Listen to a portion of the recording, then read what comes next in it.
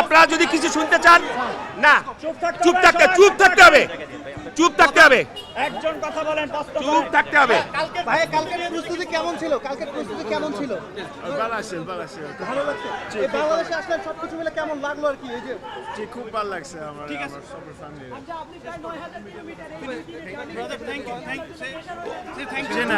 Okay, thank you.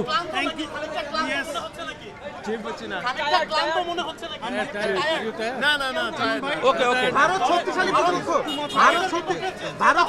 প্রতিপক্ষ, বিষয়টাকে কিভাবে দেখছেন? ভারত শক্তিশালী প্রতিপক্ষ, বিষয়টাকে কিভাবে থ্যাংক ইউ।